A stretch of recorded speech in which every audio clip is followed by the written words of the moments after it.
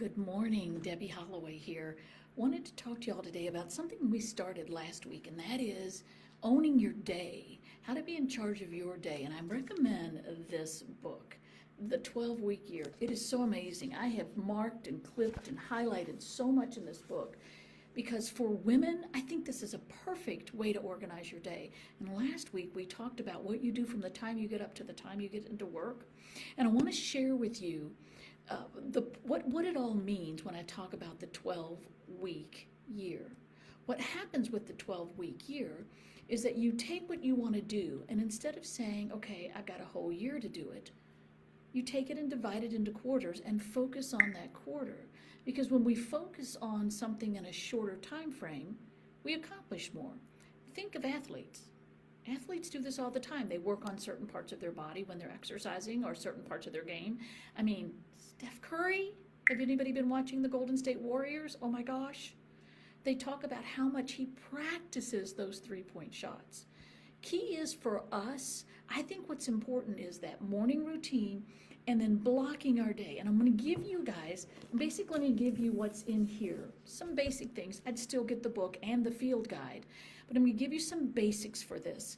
I did a wonderful event in Denver, a women's event. And I talked about this. And the 12-week year consists of 5 things. 1, a weekly plan. 2, keeping score. 3, intentionality. 4, ownership of your accountability. And 5, deciding whether you're interested or really committed to your goals. Either answer is fine. Well, what I want to talk about today is your plan, your weekly plan. When you time block your day, here's what I ask you to do. Number 1, you want to start by writing down what you're going to do with your family or your personal life. You see, we have to start there. We can't just make it all work and no fun time. There are 3 important blocks to your day, and I'm going to give you those 3 now. We'll talk about this more throughout the month. Number 1 is your strategic time block. Your strategic time block.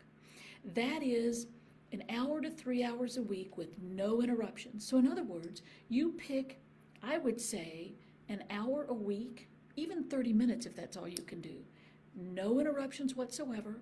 No conversations with anyone. It's you, it's a journal, you're writing down what are the strategies I need in my business? What are the money-making opportunities for me? What have I done? What do I need to do? What I did with this, and what's so interesting is back when I started coaching with Tom Ferry in 1993, this hadn't been written, but we were doing this. What you want to do is you want to I took 30 minutes every Wednesday at 1:30 and had an accountability partner with a wonderful woman in Joplin, Missouri. She and I would talk. Here's what I've done. Here's what I want to do. We'd share ideas. It was so incredible, so, I don't know, motivating to me. That was my weekly strategic time block.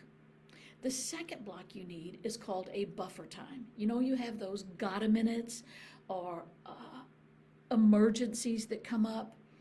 Instead of trying to put those fires out all day long, which is the worst thing we can do, what you want to do is set aside time, and I'm going to recommend it like this.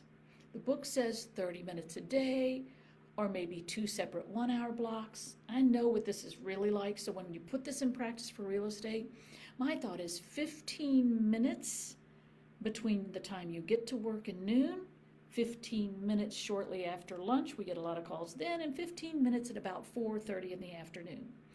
Just to take care of the, oh my gosh, I need help, or the you gotta minutes. Very simply. And you can let people know when you get that text, hey, I need to talk, no worries, I'm in a meeting, I'll call you at 10:45. Then you've controlled it.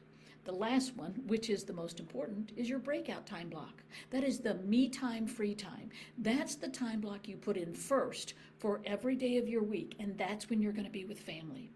I was working with one of our great coaches at Tom Ferry today. I do a lot of mentoring calls with our coaches, and he said, okay, I've got this client, difficult to work with, gave me his personality type. So I said, okay, you pretend you're him, and we role played. And I took him through what a day would look like. And when we were done, he said, okay, I'm a driver personality. And he said, this looks like about 4 hours a day of work. He ain't going to get anywhere with that. And I said, he's not you. He's not a driver. What you have to look at is everybody's different. No, what I would want more than a 4-hour workday, but this young man, new to the business, young family, he needs a little more flexibility. He's highly expressive. There is no right or wrong with this. What this is an opportunity to accomplish more, but it's trial and error as you go through it. So for those of you that want to do this, what I recommend is sit down with your schedule for next week. Plug in when you need to be with family. It doesn't mean I'm going to take a vacation 3 days next week and go to the beach. It means plug in family and personal time, but understand you still have to work.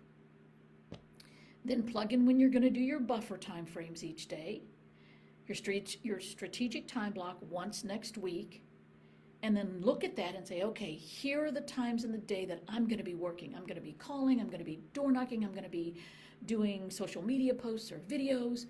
Block it out for the whole week. See, what happens is many of us feel constrained by a tight schedule, but if you put times in there that are family times and you're not always just working, you're going to be happier, and I'll be anxious to see and hear from you how you do. Now, if you want more information on this, let me know. Happy to help any way I can.